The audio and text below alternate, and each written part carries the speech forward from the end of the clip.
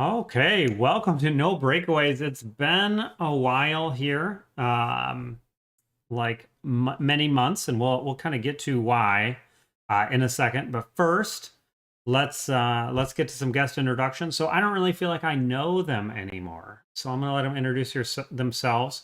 Mr. Jordan Shiny, you can go ahead It's and close enough. go with your intro.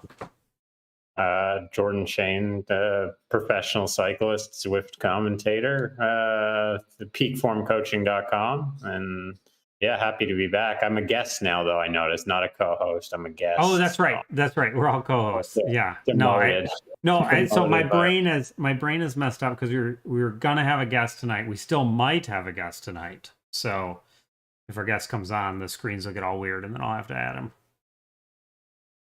All right. My other co-host, my favorite co-host, Jackie. You. So I am a radiology resident. I've been on this show in many different cities. I'm now from St. Louis, and hopefully I'll be from St. Louis for a while. But in addition to being a doctor in my spare time, I'm also a virtual racer for both Team Ceres No Pins and Triple X Racing, depending which platform I'm racing on, and a Team Noon athlete. Ooh. So you're racing Triple X on RGT. On RGT, yeah. I rep that red Triple X jersey. Oh, that's awesome. Or actually, I have not been repping it lately because they got my avatar the fancy national championships jersey. Ooh. So I have been rocking the stars and stripes on RGT and pretty selfishly not putting on that team jersey and just been like, nope, this is mine. Until February 11th, this is mine. And then after February 11th too, I'm guessing. also, We'll see. We'll see.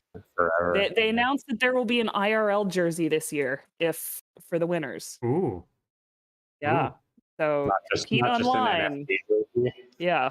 Compete online, get both the NFT jersey and the real one for the wall. Did you actually claim your NFT? I heard that none of the NFTs from the entire Echelon Racing series got claimed. I didn't realize there was a way to claim it. Oh yeah. See, I knew it. I could help you with that. My wallet. I've got like a stupid little Coinbase NFT. That's right. You are a crypto person, Jackie. I could have easily helped you claim this NFT. Well, I will have to go back and figure that out. Collect all of them and give them to Rick as a present. So I'm like Pokemon. Yeah. Pokemon were the original NFT. You got to collect them all. Yeah. So I for those, if you're tuning in new, if you know me or not, I am the normal human amongst us, a middle cat bee rider who now lives in North Carolina. So that's my life news, and a big part of the reason why we have not done this podcast in many months is that I moved to North Carolina with my family. So we all moved in the past year. Yeah. None of us are reporting from our original locations. Well, Jordan, you're in Tucson now, right? Yeah. It's been just over a year since we bought this house here. So yeah, that's cool. Yeah, so we're all in. It's been an interesting time. I broke more bones since we last talked, I think. Oh, really? So let's hear it. Well, I broke my arm at training camp in March. I don't think we talked after that. It was all a blur anyway. We've talked after that. We've talked after that for sure. Oh, good. Okay, so just the same broken bones. All right, we're keep the tally at how many? I don't know, like 11. Something like that. Have you been doing any virtual cycling, or are you just outside? Mostly outside. I was on Zwift a few times because it was actually pretty cold here, like, I don't know, in the 30s and 40s, which is pretty brisk. And enjoyed it as I do. I did some of I don't forget what series it was going on, but I really like I like when they have the races that just repeat throughout the day with the big fields, like I think it was like Tour of McCurry or something, the new, so I did a couple of those. Those are always good because it's like low pressure and, it's kind of like a group ride with sprints or something. I enjoyed it. I like the new map extension. I got like 27 million drops I haven't spent on anything. And now there's a level 60, so I guess I should chip away at it. But I know. I feel like my we need a new dad, place for these new drops. Like I want to see like a gold bike or something, like a solid gold bike. yeah, exactly. I can just blow them all at once. My dad has done around, I think he's coming up on 15,000 kilometers of Zwift, so almost 9,000 miles. This Because year? I gave him I gave him Wow. my Tax Neo from Christmas because I had the Ceres from the team. So I gave it last year and kind of thinking, oh, keep fit. I'll ride a couple times a week. I don't think he's missed many days at all. Like he's loved it. So, yeah, he surpassed me by maybe a factor of 10 in Zwift kilometers this year. That's pretty good. Pretty good, man. Yeah. Yeah, there's Yeah. tons since we last talked. There's just tons and tons of new Zwift stuff. There's a new World. Scotland's coming out fairly soon in January. Mhm. All sorts of stuff. I think New the format. set date is supposed to be right before Worlds, so they're gonna have a busy month. They've got Scotland, they've got Worlds, and then I think we're gonna talk about it later. That new drafting dynamic. Yeah. Yeah. And so Jackie, what have you been up to? So yeah, you're now a functioning doctor, like getting paid doctor. Oh, Functioning is perhaps a strong word, but I am in my second year of residency, so now I'm doing what I've set out to do. I am locking myself in a dark room and staring at a computer screen for 9 hours a day. That is, I am training to be a radiologist, and it's pretty great. And in my off time, I am still locking myself in a dark room and staring at a computer screen and doing Zwift for a couple extra hours a day. So are you But still in yeah, good shape, Jackie? I would hope so. So I actually did my first IRL ride in several years this October. I went out and did Take That Hill with Purple Heart Homes out in North Carolina. Oh, yeah. Feel like we just missed you guys. And I crashed my bike. No. It was a lovely ride. It was a lovely ride. Managed to get up. No bones broken. No bones broken. Finished the ride. But and this is the hardest part of that whole ride.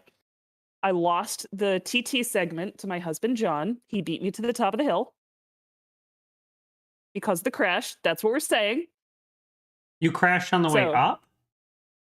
So it's a time segment. They actually time you going up the hill, and there was a small downhill, and a dog ran out in front of my bike. Oh, So- the worst. Yeah, I managed to pop right up, but John beat me to the top, and so now I have to acknowledge the bitter taste of defeat. Wow. Is The dog, the classic crash with the dog. That's like a cycling rite of passage, right? Yeah, fortunately, the dog popped up faster than me. My bike's Always. okay. I didn't break any bones. Yes, good. that yeah. Is- But all right. So I have questions for both of you. One, is John racing ZRL? Does he race ZRL? he did a little bit at the beginning of the season with our team, Triple X, but his schedule, he was working very, very late these past 2 months, and there was Oh. no guarantee he would be able to get off in time. Okay. But he is racing RGT with me. We've been able to sort of schedule those weekends off in advance. And you are not racing ZRL, correct, Jackie? I am not. Okay. Unfortunately, that does not work well with my schedule this year. Okay. And Jordan, are you are not racing on Zwift other than like just sporadically? Yeah, no, I've that chapter is closed, I think. I think, yeah, I took it as far as I could for myself, and RGT was kind of fun last year with the team, but I don't think I'll be doing that again. So, yeah, I don't know. I started doing more gravel racing in the back half of the summer, so that's sort of the new second part of my cycling, I guess. Not so much Zwift. So I have to say the gravel's a bit more fun Than Zwift? Yeah, a little bit. Eh. A little bit. Yeah, when you won Yeah. a couple gravel races. I know this. I won my very first gravel race, and then I came second in the next one. And I think I got like a sixth place in Rebecca's Private Idaho, one of the stages. So that was pretty good. And it was kind of just, that was the end of the season. I was pretty burnt out at the end of the year, like with the crash and the broken bone and kind of just fighting through. So took a good sized break and, yeah, looking ahead to next year, doing like road the first half of the year, like the first 6 months or so, 4 months, I guess, and then gravel in the later summer because the road calendar sort of ends in July ish. Well, look, So, Jordan, if you need a ZRL team, you just want to mess around, you let me know, buddy. You can yeah, come race a with us. ringer. Well, we got some good guys on our team. If we have an like Ed Veal, Ed Veal, I think he's on our team. I do know Ed Veal. See, I've known Ed Veal since I was like 16. Yeah, he's crazy, man. Come race with Ed. Come race with Ed, buddy. I'm just or saying. not. No, I like talking about Zwift, and I actually do like following the Zwift dramas. So that's good. It'll always have a place in my heart. Yeah. So are we? Do we anyway. want to talk about Eddie Hooley right now? Is that where we want to? Sure. That's what I was referring to. Yeah. So, Are you're familiar with this, Jackie? I have heard of it, but I am not going to have anything to add. Yeah. I'll add for both of us. All right. Go ahead, Jordan.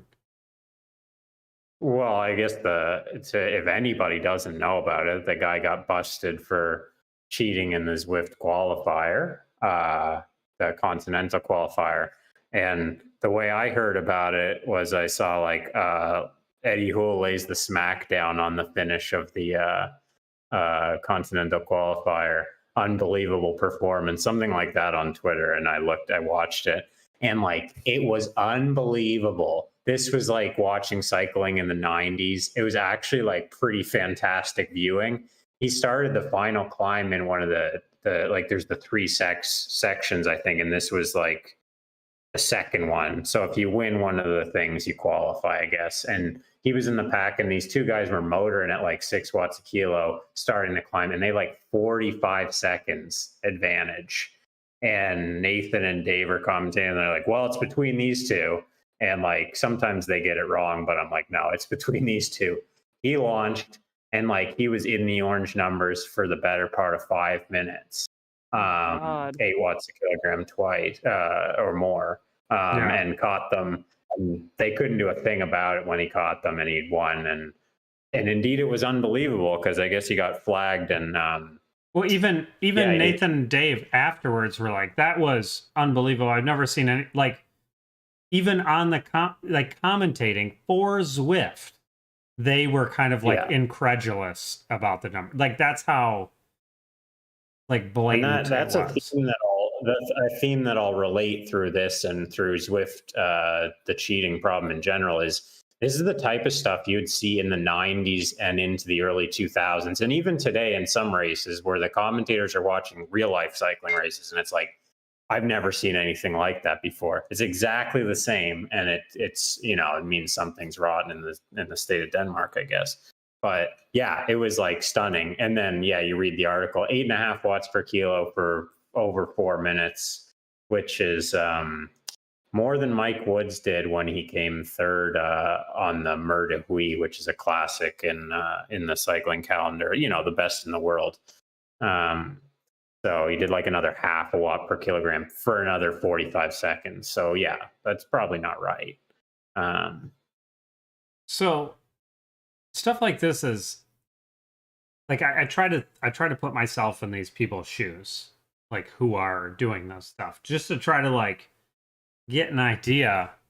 And it's so bizarre to me that people would do stuff like that. And like he had to know no one would believe that sort of effort.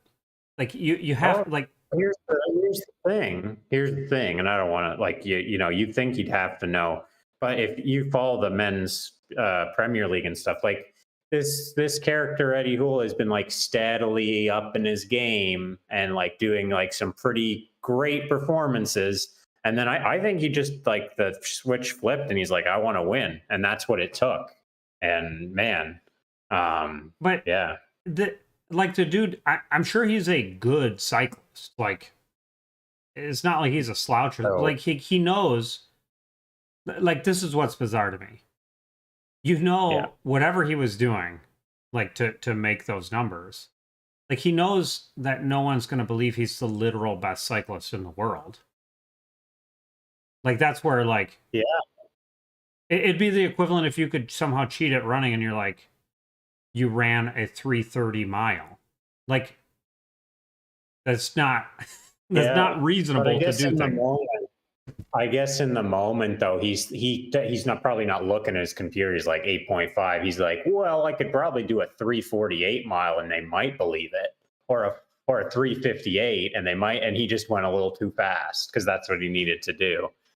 And that's what they're saying in the final analysis too. Is they would not have caught him if he had just colored in the lines. This was just too outrageous of a performance. And the data shows that his trainer was overreading by 25%. So that's significant. And, So you're right. He's no slouch, but that's the difference between a normal cyclist and crazy alien. well, I mean, and that's the thing is he's not even normal. He's like a really, really good cyclist. So he's like, I don't. But okay, Yeah, so like a 5 minute mile. Yeah. so Jordan, you know more about this stuff than I do. How does your trainer overread by 25% all of a sudden? It would be good to have Kevin on for this because I like he's pretty much is a guru, and I follow on the Veloccio chat about this sort of stuff, and they delve deep into it.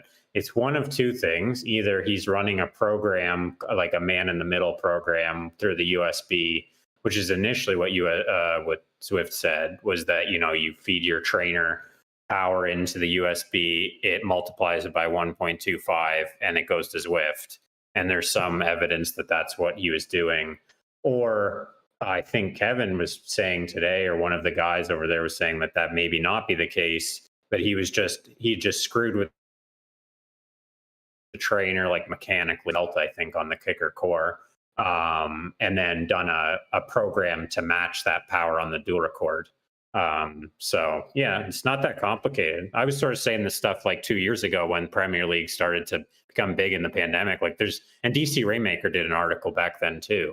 It was like, no, this is not that hard. Like, and what do you know? Eddie Hull is a software engineer as his day job. So yeah, it's definitely a possibility. I do not understand people doing stuff like that. It's fame and fortune, I guess. Not fortune, but fame to a degree. Yeah, it's more like infamous, I feel like. Like there are these names across Zwift, and like I don't like to get into it, but like that we all know. And now his name is in that bucket. That anytime these people show up for a race, you're just like, oh, okay. It's a race for second. Yeah. Like there are people like that in all the categories too. There's guys like that in C category as well. That like when this guy shows up, you're like, this guy's gonna win. Like I remember racing against people like that in C category. It's just like, oh, okay. Which is extra hilarious, right? Because it's like, why wouldn't you just cheat all the way? But he cheated all the way. And I guess the thing too is like he was competing for money in the Premier League, so in some sense it's sporting fraud. Yeah. And he also competed in the World Championship. No, that was the Continental qualifiers where he did that, right? Yeah.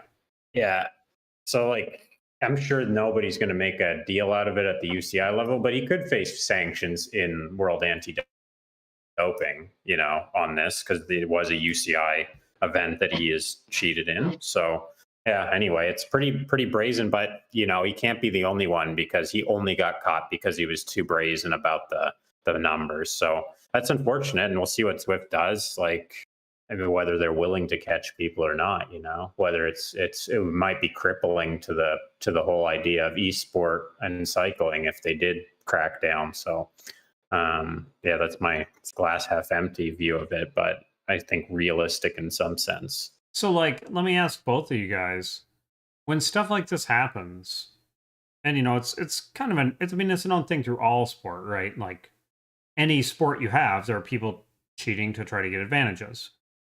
In Zwift in particular, it being a software platform that in theory you could ban people from or whatever. What sort of sanctions do you both think should, let's talk specifically about Eddie Houle just because it's an easy one right now, but like what do you think should happen? Should he be banned forever? Should he just never be allowed to enter a race again? Mm-hmm. But I'll let Jackie go because I've been talking Jackie, too if you much. don't want to weigh in, you don't have to. Oh no, I think that's totally fair. I think that's going to vary individual to individual.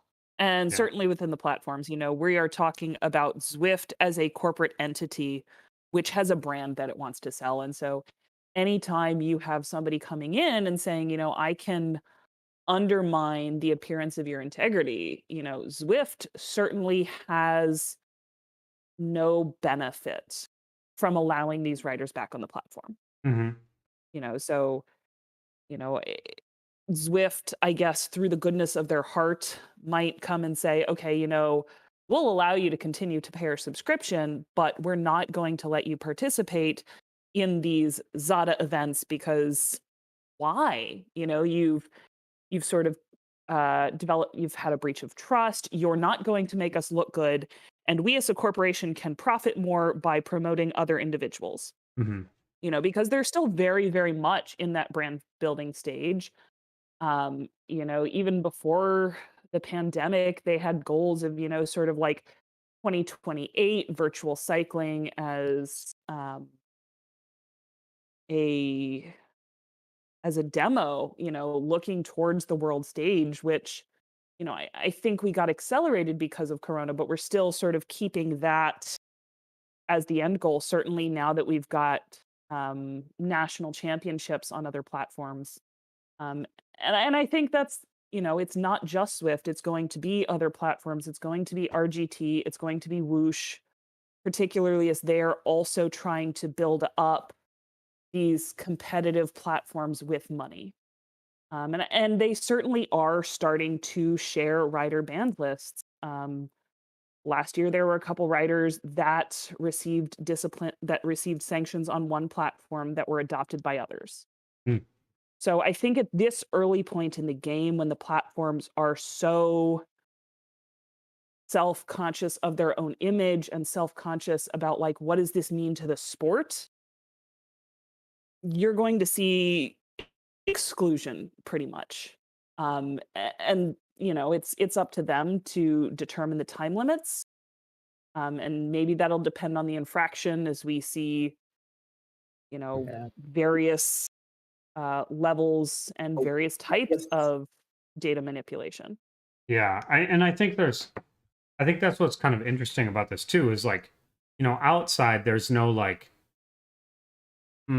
accidental screw ups, like, oh, Yeah. I was supposed to dual record and I accidentally synced my pedals or, like this stuff happens. Like occasionally you see something come across Yeah. and it's like a Like non, my watch died and I don't have dual recorded data. And it's like, okay, you can't compete in this race. That's yeah. fine. Or like I had fat fingers and entered like the wrong kilograms. Okay, that doesn't qualify.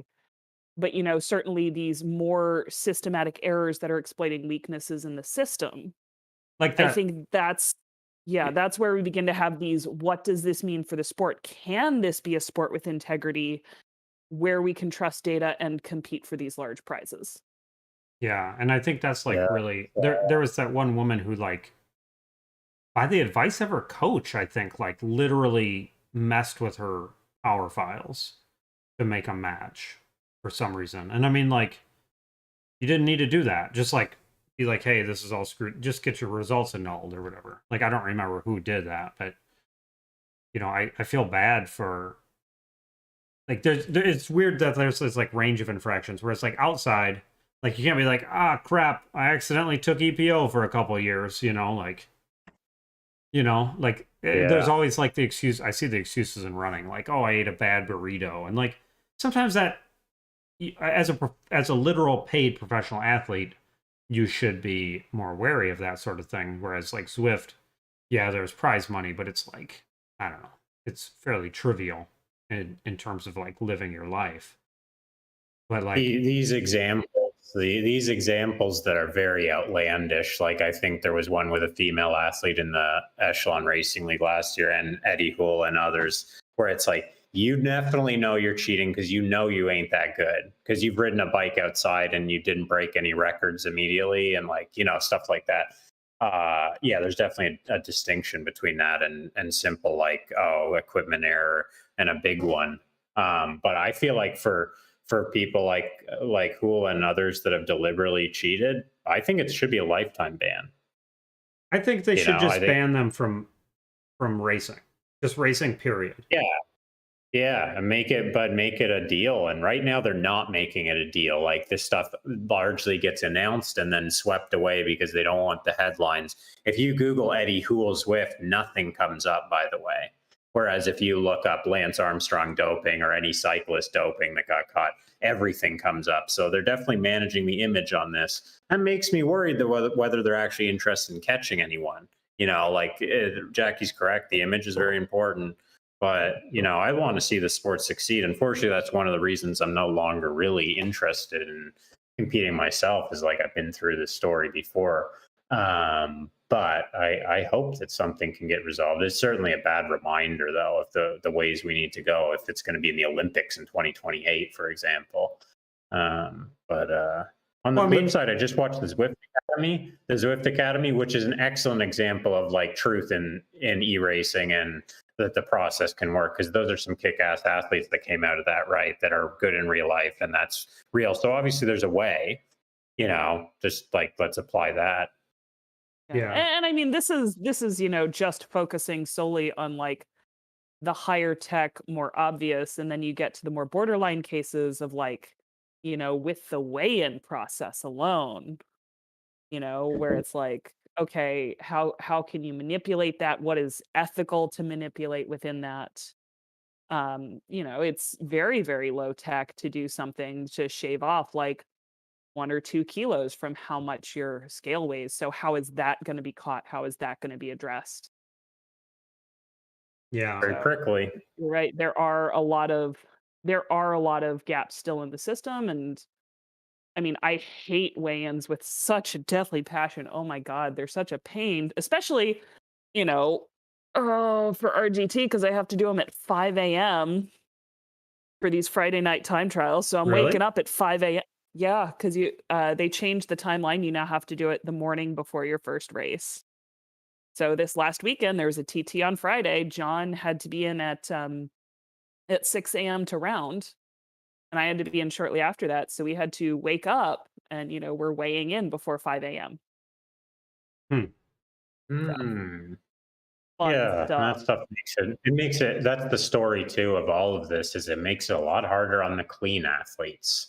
All of it, but that's sport for sure. Like for a period of about 4 years, I had to put in my whereabouts every hour of the day pretty much into the WADA, World Anti-Doping System, and like make sure I was home during one specific hour of the day, and and all that stuff. And it's a lot of work. It's a pain in the ass. It's anxiety, but you have to do it because this is what people are willing to do to cheat. So Oh my God. yeah, I remember doing that for Worlds, and the first year I did it, I literally put, because I was on my sub internship at the pediatric hospital during COVID time, so I was like, you literally can't, if you need to get me during these times of day, like gave them instructions on how to go to like the front desk of the children's hospital and page me, because like hell were you getting past security during that COVID era.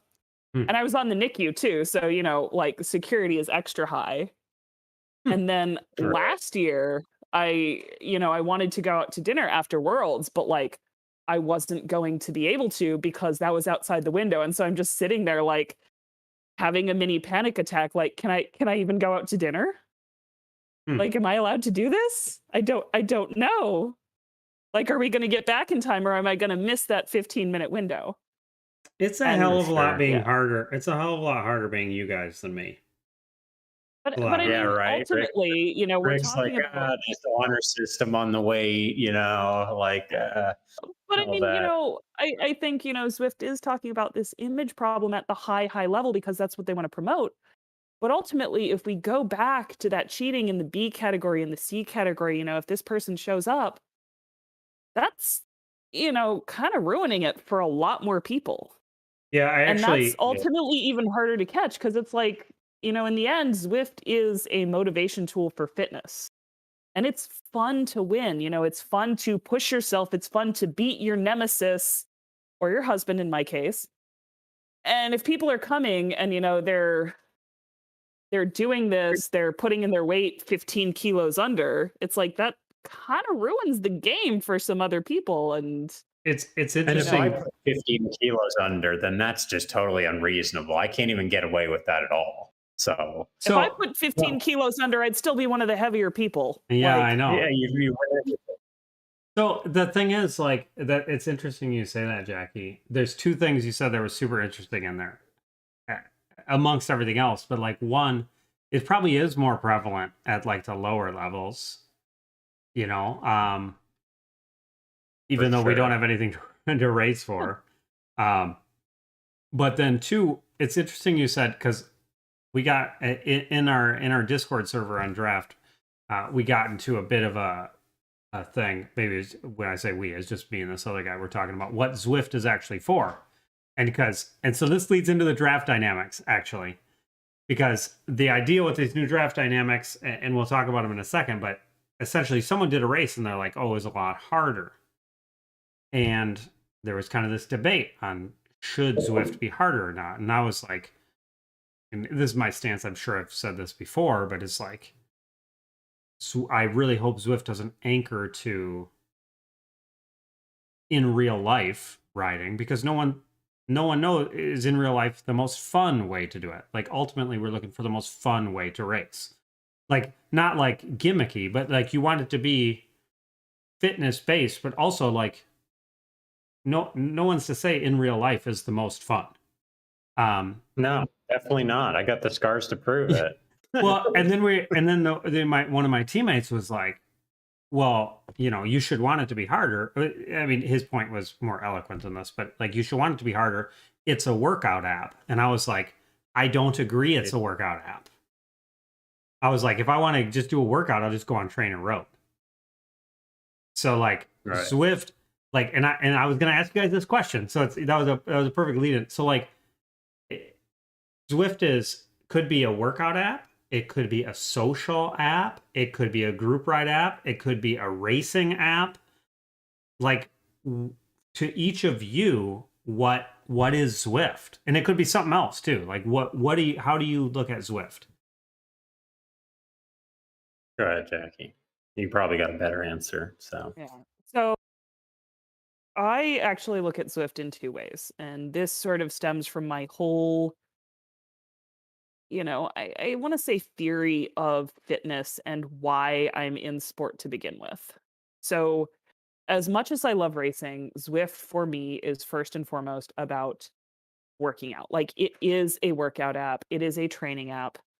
And I am a huge proponent of erg workouts. I'm a huge proponent of tracking my training. And god damn it, it really helps to be able to sit down, do that safely, and have Netflix on in the background at the end of a day. Mhm. Now, racing is motivation, racing is fun. And having that there as sort of the goal of, oh my God, I could get the chance to compete in worlds and put on like a uniform and go against these amazing racers. Like that is great motivation and that's fun. And so for me, that really feeds back into the workout app. That's motivation. That's why I'm there. That's exciting. But I can't do that every day, and eventually I'm not going to be able to race at the level that I'm doing now, but I still want that motivation. I still want to come, you know, and race in the B cat when I'm older and have that excitement, find my nemesis. I'm currently in the process of kicking my dad's butt to get in his C cat, because Rick, he's when do you think retiring, you so he's going to have will time. cross over, Me and Jackie? like in a village? Yeah. I was No, like, when I cross never. over with my dad, no, no, no, no, no. No, you're That never. is that is Never. There would never be a time where Jackie and I are in the same shape. Remember when I still owe you M&Ms, Well, by the way. But remember where I was like, oh, let's see if we can get to 1,000 watts first. And the next week she's like, yes. oh, I got to 1,200 or something insane. And I was like, Jackie is, yeah, she hustled you. There was chocolate on the She line. hustled. There was the motivation. this is fair. This is fair. No, I still owe you the M&Ms. And I owe you both No Breakaway shirts, which are, I hauled all the way to North Carolina to send to you both. Nice. Yeah. Oh, Merry Christmas. Yeah. Great. So that's, So to sum up and answer your question, for me, it is largely an exercise platform because that's integral to my life. That's integral to me not being a golden retriever stuck inside the house for 2 years during the COVID pandemic. But racing is such a huge part of my enjoyment and motivation that I think having good racing on there really adds to it. so actually the guy who I was talking about this with in our draft server is listening right now. So I could say something to really make him mad, but Do it. No, well, so this is something I loved his question or his statement, like it's a workout app, because it really got me thinking. And like I think it's a little bit of everything, and without everything, I wouldn't be on it. So like if there was no racing on Zwift, I don't know if I'd be on it. I don't think it has enough for me. If there was, so when I do workouts, I boot up Trainer Road, but I run that on top of Zwift because I want the visual stimulation from Zwift. And staring at Trainer Road's just like giant black screen is the most boring thing in the whole world. We'll say John got Okay. very excited when he saw the Christmas lights were up on the Zwift routes. Oh, so did I. So, but, and well, that's the other thing. Yeah. Is like, there is this social group. I do this group ride every Sunday morning with ODZ, and it's wonderful. So it's almost like it's because it's everything, and I just don't want to ride on the road anymore. Like I'm not willing to potentially get hit by a car. Like I'm just not willing to do it anymore. Go ahead, Jordan. No, I I would have 100% to agree say- with that point. I would have to say that, and I'll just get hit by the car for both of you. Been there, done that. Got the T-shirt, got the cast. Yeah, no, I would just say it's a video game, man. Like that's really what it is. It's a video game I play while, doing my training, basically. Like there was a time where I thought it was like, a potential professional sport, and like, not to say that there's not a professional level of racing, but it's not there. And I don't think it'll be there within my career that you could be a professional Zwifter, making a living or even supplement your professional cycling income significantly. But yeah, it's a great game. I compare it and I play a lot of car racing games. Like that's definitely my vice, my hobby. And like there's car racing games that are pure simulators. Like if you jerk the wheel like 1 centimeter over, you're done. It's really hard. It's really pure. It's exactly like it would be to drive a Formula One car. And then there's racing games that are sort of arcade games where you get together with your friends and you rip around and you crash into stuff and all that. And I would say Zwift is more on that side, which is way more fun anyway. And you can take those games to a pretty skilled level. You can certainly be the best at those games. But yeah, that's sort of where I place it, is like a pretty fun video game of cycling, whereas like Trainer Road's a simulator. And I don't know what the hell RGT is really, but it's definitely along the spectrum somewhere of that. It's not a super fun video game the same way Zwift is. Like, so yeah, I mean, I don't need it to be hard. I think it's the right amount of hard. So Well, I will also say this. I hate with a deathly passion, as much as I love erg-based workouts and like that whole FTP-based training dynamic, I loathe FTP tests with a passion. But for some reason, this last weekend on RGT, I put up season best 30, 60, and 90 minutes. Oof, 90 minutes, long time. Oh my God, I know. But wouldn't do it straight away. But for some reason, like you tell me it's a race, and now I can do that. And it's like, oh, well, there's the metric we need. There's the motivation for that power effort. Yeah, and that's good for that. So yeah, I don't know. I don't really honestly care, and I know people do. I do not care what the physics say on the other side anymore. I cared a lot more when the racing was like my goal, but I don't care. The drafting, tweak it to make it more fun to race, make it more interesting. I don't need it to be like real life.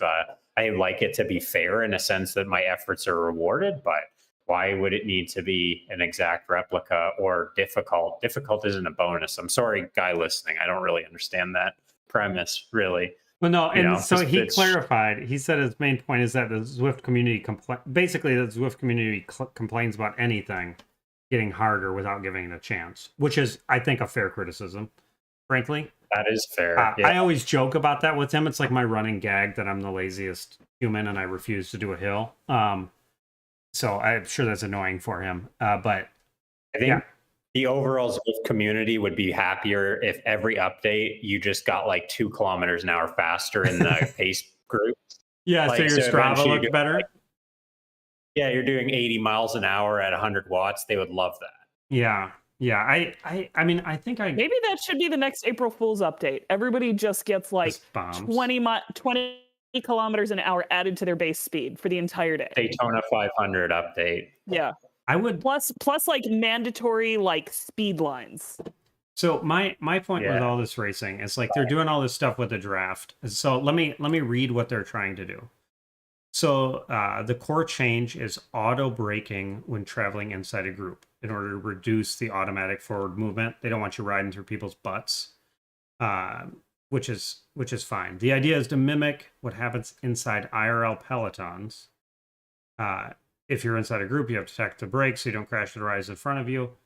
I'm assuming that you can't do that in real life. I don't really know if you can ride through people in real life, just because I never ride outside. But it seems I've tried it. Massively unpopular feature in RGT at the beginning, at the starts, when the mass starts. Because like if you were not at the beginning, like you would just get smashed and force braked. Yeah. And they actually removed it for like the first 30 Rick, seconds. are they of the going to have? race. Does this tie into the steering? Like, you going to need that, or like, how do I? People are saying it does. People are saying it does, which are so okay. So auto braking will be applied if, and this is where I think they go off the rails, and I want to talk about why. So auto braking will be applied if the amount of draft saving exceeds a certain threshold, and let's not talk about the threshold, and your speed exceeds the speed of the bike in front of you, and your power drops below your 10-second average power. And these are all and statements. So if you know anything about computer programming, a lot of ands. And your power does not exceed X percentage above your last 10-second average power. And then he goes, so to put in simple terms, if the system detects you relaxing your power, but your speed is above the rider in front, in high drive situation, it slows you down. So this is where, so like one of my points here was like, what is Zwift trying to actually get to with this stuff? You know, I mean, I think what they're trying to do, is trying to make it more like in real life racing. And this is where, like, first of all, I wish they would have one stated thing and just try to accomplish that, like one thing at a time. Yeah. Like, if you want to enable breakaways, just do some things to enable breakaways. But it seems like they're trying to boil the ocean a little bit. Oh, I like that. And like I don't know what they're actually trying to get to. Like, are they trying to make it harder? Like you know, my buddy Chris says, are they trying to make it more like in real life? Are they trying to make breakaways succeed? And because unless you state your actual goal, what is your metric for success? And frankly, running it with a whole bunch of Zwifters who are just going to complain and who may not try breakaways is not the best way to do it. The best way to do it would be to assemble a race of people of similar abilities and just send a message to a couple of people like, yo, we'll give you 2 months free subscription if you try a breakaway in this race. That would work for me. Yeah, well, that's what I'm saying. You know, if breakaways is the real thing, and I think in a way it is, like that's definitely what is missing from Zwift racing viewing.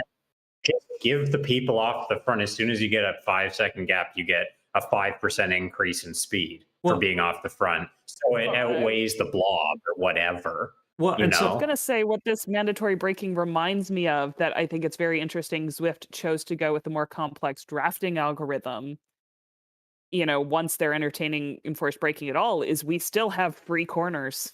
right, right. Like that's a much simpler physics algorithm to put in that would enable breakaways. So But Yeah.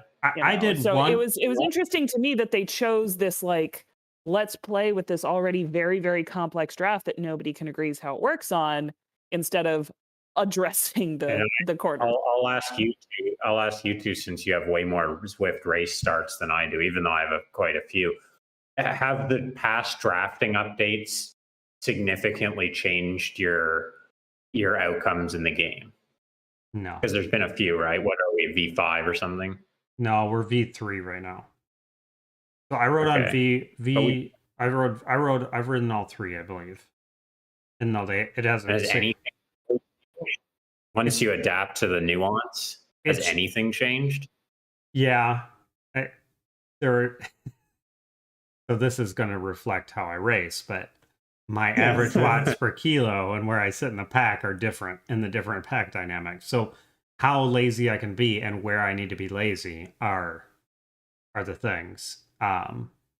Rick's the canary in the lazy coal mine on Well, this. that's the truth. Like, I mean, my best Swift skill is my ability to conserve power until I need to put power. Like, that's how I stay with. I don't stay with the front pack because I'm a good cyclist. I stay with the front pack because I'm good at not putting out power unless I have to. So I did this one race one time where the entire right sidebar got screwed up. I don't know if I've told you guys this before. Whole thing got screwed up. You couldn't see anyone else in your race. So Hmm. you'd see them around you, but the whole right sidebar was just people in other races. So you couldn't see watt per kilogram, you couldn't see gap, you couldn't see anything. Sure enough, we were going like incredibly slow, like 2 watts per kilo slow in a B race. And me and this other guy, I messaged him because we've raced together before. And I was like, hey man, it was on Innsbruck ring. And I was like, let's make a break. Last lap, let's make a break. Up the hill, we made a break. We got 20 seconds or something on them. I think we won, but no one tried to chase. Why didn't they try to chase? Because they didn't know what the gap was and they didn't know how Hmm. hard we were going. Hmm. And when we went up the hill, they were scared to go with us because they Yeah. didn't know how hard we were going. I think Zwift, if they wanted to enable breakaways, like actually wanted to do that and didn't want to try to be like super fancy pants people, you just take that right sidebar and you eliminate the gap and you eliminate the watts per kilogram.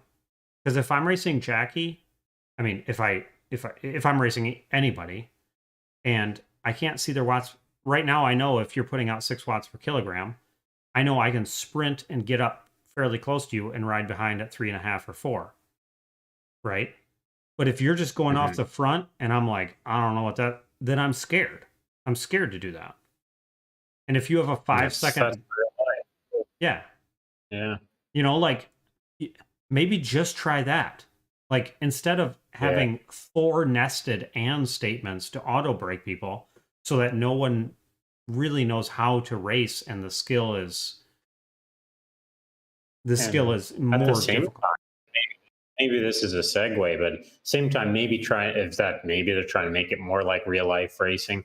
They're drastically changing and have changed the race format at the highest level, like this 3-pronged race approach for the worlds. Like that's totally different from anything in the real world, for good or for bad. And so maybe that's all you need to change things. Like I don't know, why do both? Yeah. Um, I like the new race formats, by the way.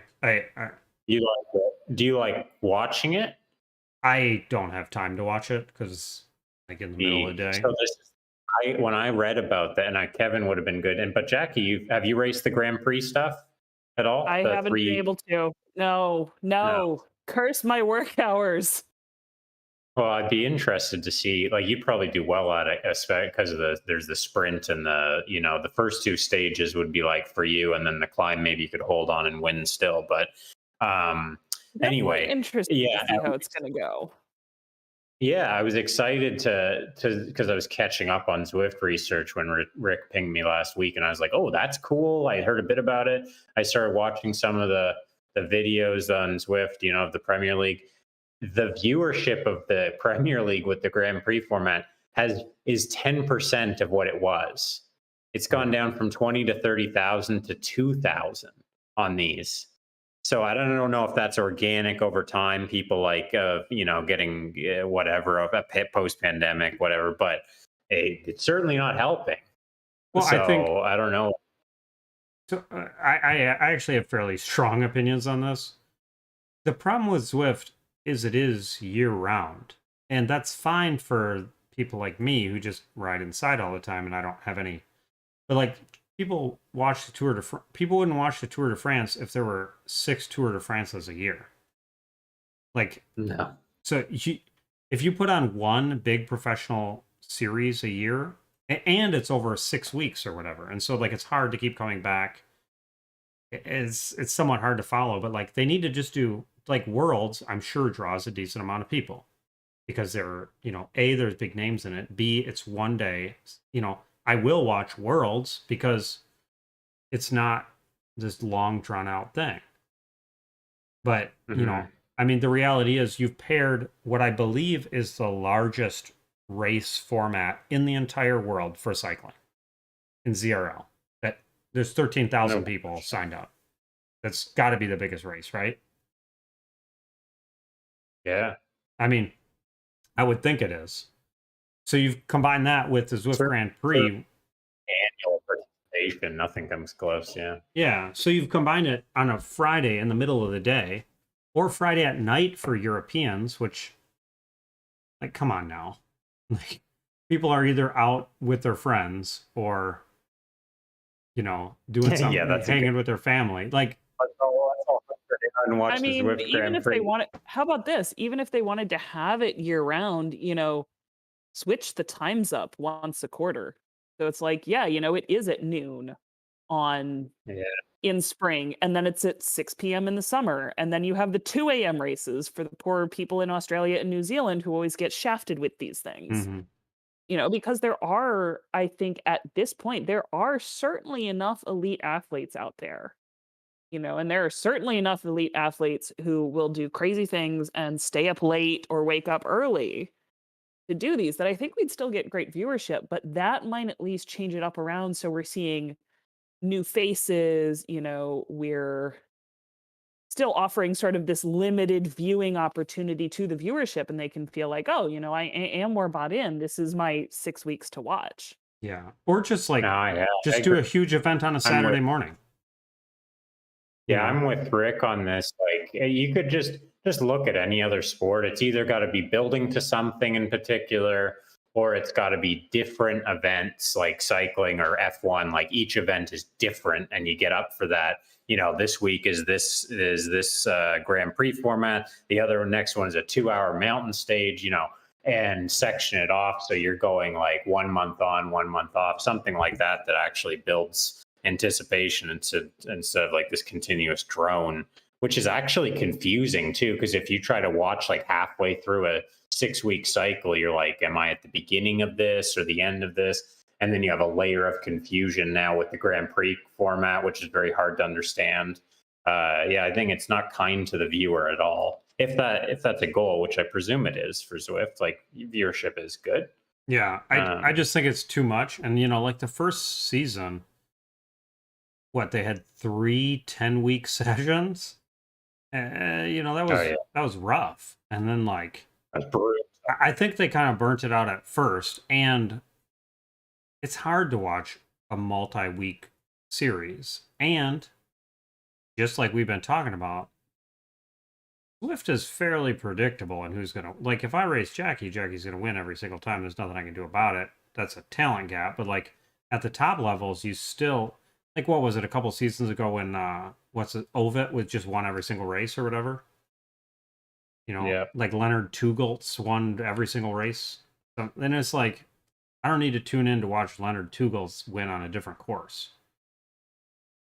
Totally. Totally. No, and I think a reckoning is coming on that. And maybe they're trying to preempt that by changing the format, but I don't know. You see the YouTube videos with that are not made by my good friend Rick with under 2,000 views. That's not a strong following, right? Like, I mean, you had more views than that on some of your course previews, right? Like Oh, way yeah. more. I get 8, And you're not 10,000. Yeah. so it's like that's not even a real sport anymore. Like you got to do something. So we'll see. That's interesting. A lot of different directions at once with all of this, I guess, is the moral of the Zwift story. And times are tough too with the layoffs that you read about as well. So yeah, hopefully we can keep getting together and chatting about it because I think like actually things are gonna move pretty quickly. Yeah, I think so too. Yeah, we all need to do one of these draft version 4 things. Make Jordan get I'll on, put it on. Jackie. There's one tomorrow. There's one tomorrow. He said she will not waste her time on it. I will waste my time on it.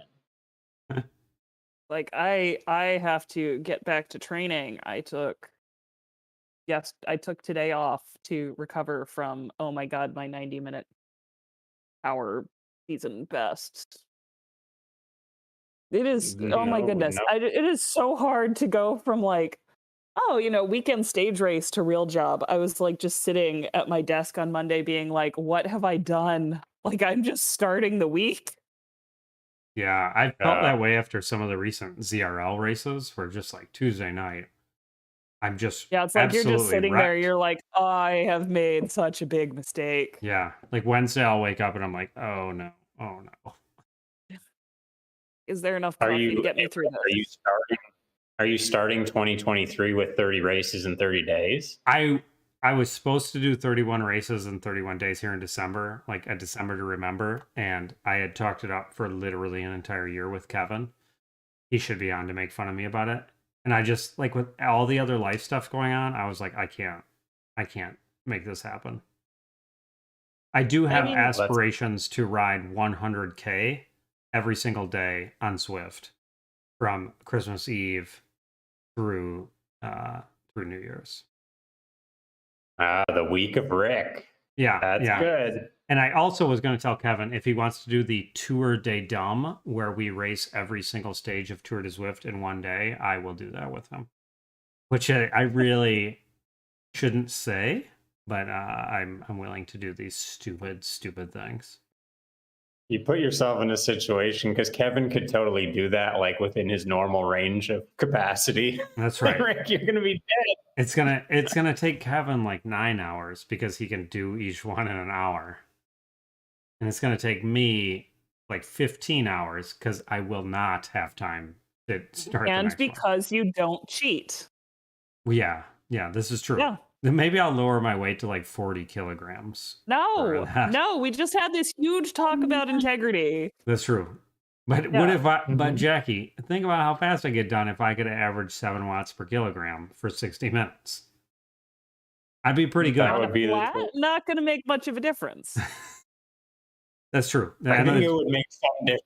on the downhills, it'll be a negative. On the downhills, it's a Yeah, I negative. was like, on the downhills, let me tell you, every kilo, you're just like, yes, I am very proud of that extra chocolate bar. I earned this. So I made this joke on a group ride that this weekend. I was riding in this group, and on all the downhills, I would go to the front. And I was like, hey guys, I think something's messed up. I keep going faster than everyone on the downhills. Was it something I ate? And no one said anything. And it made me feel really stupid, but I thought it was a good joke. I felt really good about that joke. I So- appreciate it. Yeah. Yeah. I wouldn't open with it, but it's a good Yeah, joke. it's like a mid-bit sort of thing. We were a good hour Yeah. into the ride. Like they knew Yeah. how bad my jokes, but no one said anything. So Well, sounds like a good time ahead. And look forward to more of these, hopefully. yeah. Well, I'm starting to like get into a normal schedule and all that, and we're moved. And by the way, Karsten is here, Jordan. So say hi to him. Hey, Karsten. Hey, Carson. It's freezing in BC where Carson is. I've been hearing it? it from all my athletes. It's like minus 20 or something. So, okay, before you were talking miles per hour, now you're talking Celsius. It's very weird, Jordan. Yeah, I'm being a normal immigrating. person use kilometers and Fahrenheit. I'm in between my immigration, right? Like I'm halfway. So once the green card arrives, I'll be full miles an hour Fahrenheit guy. Oh, are you But- getting? No, Are you gonna be? kilometers. You gain more points with kilometers. Why yeah. would you ever switch? Yeah, Yeah, it's down the road. yeah, more. Yeah, Also, you feel like you went further. That's right. Just more impressive. Yeah, That's for sure. that's the main I don't know thing.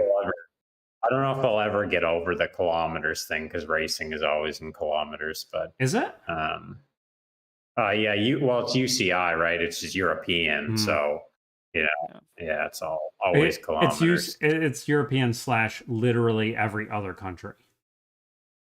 Yeah, And running yeah. races. I mean, unless you're doing a marathon, it's all 5K, 10K, 15K.